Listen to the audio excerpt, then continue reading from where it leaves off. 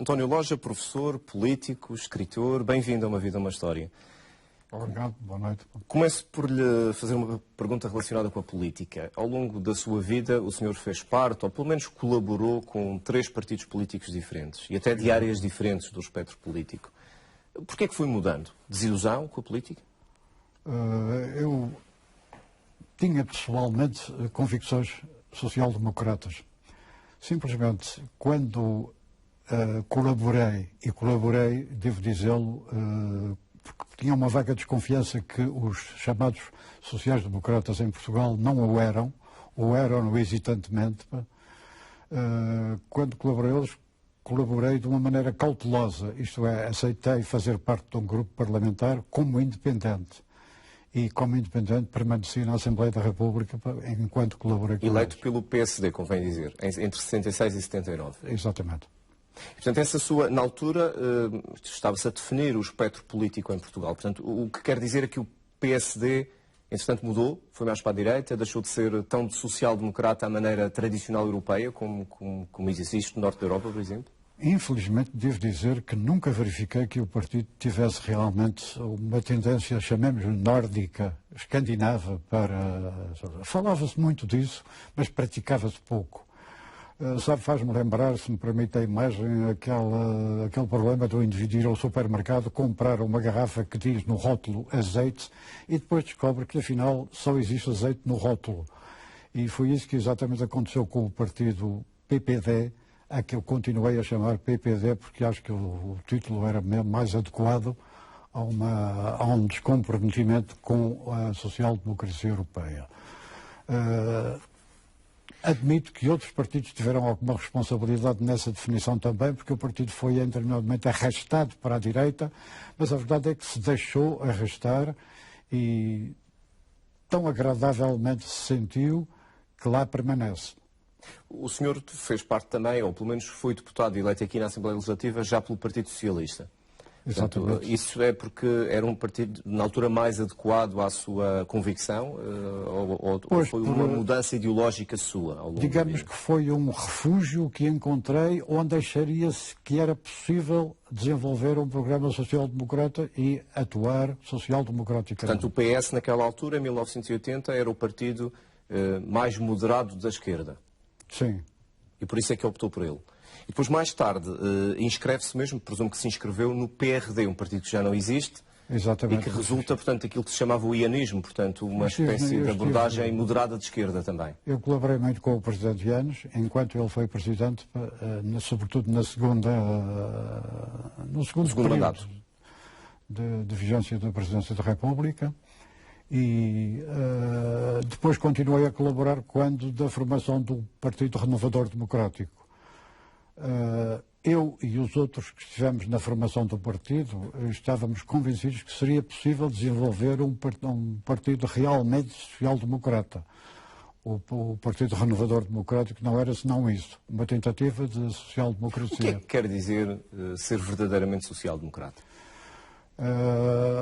Isto prende-se com a maneira, por exemplo, como se entende o direito de propriedade.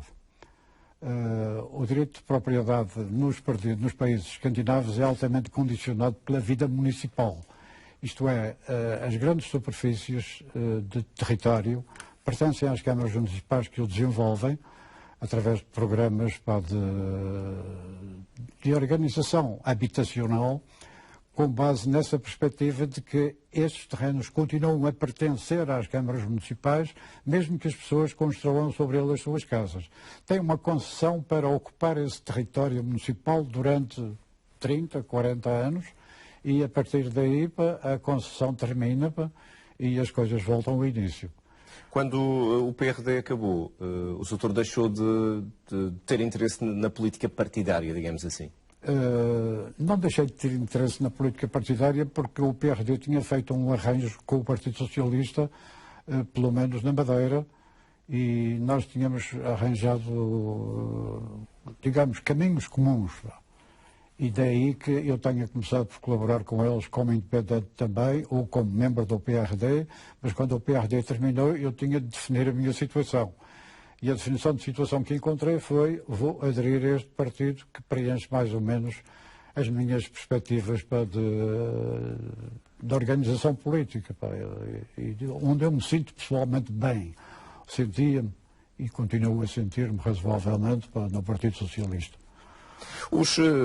Olhando para a política, o senhor em diferentes momentos da sua vida foi político, teve cargos políticos, vamos falar disso ao longo desta conversa. A política realmente tem a capacidade de fazer a diferença? Vale a pena ser... Os políticos hoje em dia são quase vilipendiados na praça pública porque há muito desencanto com a política. O senhor acredita na política como meio para ajudar a melhorar a vida das pessoas? Acredito plenamente. E mesmo quando as pessoas atraiçoam esse objetivo, ele como objetivo permanece. Acontece que as pessoas por vezes deixam de seduzir por projetos pessoais, ou projetos de poder, ou projetos de interesse económico. E começam a utilizar o partido como uma alavanca para ganharem dinheiro, para terem posições quer sociais, quer económicas, e isso é, eu diria, quase uma traição ao objetivo inicial. Mas, o senhor é um homem de esquerda, e a esquerda muitas vezes faz do seu discurso esta ideia de que é a esquerda que se preocupa com o bem-estar das pessoas. Será que a direita também não se preocupa? A direita tem de se preocupar, porque senão perde as eleições. É só por isso? Acha que é por puro interesse? Acho que sim, porque as pessoas estão envolvidas normalmente também com interesses pessoais, em negócios, em estruturas organizativas da mais diversa natureza, que não traduzem exatamente o espírito coletivo que deve presidir às opções políticas tomadas através do partido político. Na esquerda isso não acontece, não detecta esses interesses? Infelizmente, também existem. Eu diria que seria tolo se dissesse que não existem. Mas há uma maneira coletiva também de olhar para isso com de uma maneira altaneira, isto é, nós não queremos isto aqui dentro. E muitas vezes essas situações prevalecem, infelizmente, mas muitas vezes também são corrigidas atempadamente. O senhor nasceu em 1934, aqui no Funchal, dando um salto muito grande na sua vida, estudou em Coimbra, licenciou-se em História e Filosofia, se não estou errado, terminou o curso em 1960, em plena ditadura. Como é que se tira um curso de História num país que é uma ditadura, onde é preciso aprender e ensinar ideologias que por vezes são proibidas, não é? Eu nunca tive dificuldades com o ensino, nunca o senti que era contrário àquilo que eu expunha como teoria numa aula. O meu ensino da história sempre foi feito com base na absoluta liberdade para a adopção. Naturalmente que isso me trazia alguns problemas. Mas aprendia Marx na universidade? Aprendeu? Estudou Marx na universidade? Estudou... Não se chegava tão longe como isso. Tão longe como isso, não. Mas tinham acesso, porque havia correntes de opinião. No meio académico em Coimbra havia correntes de opinião. Havia correntes de opinião, havia acesso a livros, por exemplo. Nota uma coisa, havia censura, é verdade, mas eu vi exibido na Livraria Portugal, em Lisboa, na montra, as obras completas do Karl Marx. Estavam lá, em plena ditadura.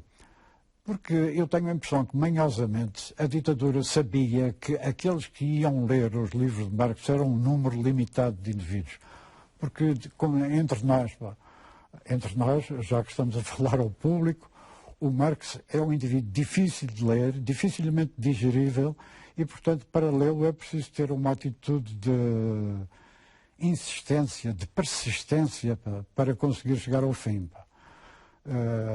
Mas discutia-se política no seu tempo académico em Coimbra? Sim, discutia-se. Inclusive as eleições académicas eram concorridas com listas que se sabia que eram da simpatia dos grupos da esquerda ou dos grupos da direita. E isso tinha alguma influência nos resultados, quer para ganhar, quer para perder. Eu recordo-me que concorri uma vez à direção da Associação Académica de Coimbra, e as freirinhas dos lares femininos traziam as meninas às eleições. É incrível que os estudantes universitários se deixem guiar desta maneira, mas a verdade é que se deixavam guiar e vinham votar disciplinadamente aquilo que as freirinhas aconselhavam. Imagino que as memórias do seu tempo de estudante tenham sido mais alegres do que do período que se seguiu depois, que foi a sua ida para a Guerra do Ultramar. Portanto, foi a primeira alferes. Me deu um período razoável de tempo que me deu direito a digerir as coisas que iam acontecendo. Mas é evidente que houve uma diferença muito grande. Portanto, andou mais do que uma vez pelo quartel, digamos assim, antes de ser efetivamente mobilizado para a Guiné. Sim, eu fiz parte do meu serviço militar no quartel da NATO, em Viseu, 2 anos e meio de serviço militar, que foram cumpridos enquanto fui estudante voluntário em Coimbra. Isto é, eu fiz simultaneamente o 3º e o 4º ano da faculdade, juntamente com o serviço militar que fazia em Viseu, deslocando-me a Coimbra, inteirando-me do que se passava nas aulas e fazendo simultaneamente o 3º e o 4º ano da faculdade, juntamente com o serviço militar que fazia em Viseu, deslocando-me a Coimbra, inteirando-me do que se passava nas aulas e fazendo exames. E, portanto, fiz simultaneamente as duas coisas. Naturalmente que havia determinados constrangimentos, mas consegui sobreviver no meio deles. Depois, dando o salto para 66, foi 1966, estava a dizer 68, mas foi 66, foi mobilizado, portanto, fez o curso de capitão miliciano e foi mobilizado para a Guiné. Para a Guiné, exatamente. A Guiné, toda a gente diz, foi o palco de operações mais difícil da Guerra do Ultramar. Isto é verdade? É verdade, e eu sempre senti que escolhi o melhor para mim. O melhor, isto é o pior. Sentido irónico. Eu não fiz escolha nenhuma, eu fui destinado para lá e acabou, não havia mais conversa. Portanto, foi comandar a Companhia de Caçadores 1622. Andou por diferentes sítios, Aldeia Formosa, Mejo. Aldeia Formosa era uma espécie de paraíso na Guiné, era um território mais ou menos com o tamanho da Madeira, que nós controlávamos facilmente com os 180 homens que tínhamos na companhia. Mas depois o meu comandante achou que era bom demais para mim e transferiu-me para Mejo, que era uma coisa que ficava na vizinhança de Guilege, que era um dos centros péssimos da Guerra da Guiné. O quartel de Mejo era conhecido na Guiné, na gíria dos militares, pela colónia penal de Mejo. Isto é, quem fosse para lá ia por alguma razão desagradável. Eu tinha tido umas pegas com o comandante e ele disse-me muito mansamente que me ia mandar para Mejo, talvez por uns 3 meses, depois ia tratar de fazer rotações de companhias, porque aquele quartel é péssimo, como você sabe, e ao cabo de 3 meses a companhia está desgastada e eu tenho de rodá-la com outras para desgastar outros, não é? Os 3 meses transformaram-se em 9 meses, que eu lá estive, Devo dizer que quando acabei tinha dificuldades de pegar num copo de água sem o derramar. Tremiam-lhe as mãos? Pois, tremiam as mãos. Temos aqui algumas fotografias. E tremiam as mãos aos soldados, tremiam as mãos a toda a gente lá dentro. O que estamos aqui é um álbum seu de fotografias antigas. Isto é, penso que a ação operacional da Companhia de Caçadores 1622 na Guiné. Sobretudo em Mejo, a guerra era uma guerra, não sei se devo utilizar, feia, difícil. Feia, difícil e quase constante. Era raro a noite em que a companhia não era atacada por indivíduos que ou vinham deitar umas morteiradas ou vinham lançar com canhões sem recuo. Um ataque de canhões sem recuo é uma coisa respeitável. Porque destrói cobatas, destrói edifícios, provoca incêndios. E nesta altura, portanto, na Guiné especialmente, as tropas, os guerrilheiros, que na altura eram conhecidos como terroristas, estavam bem armados?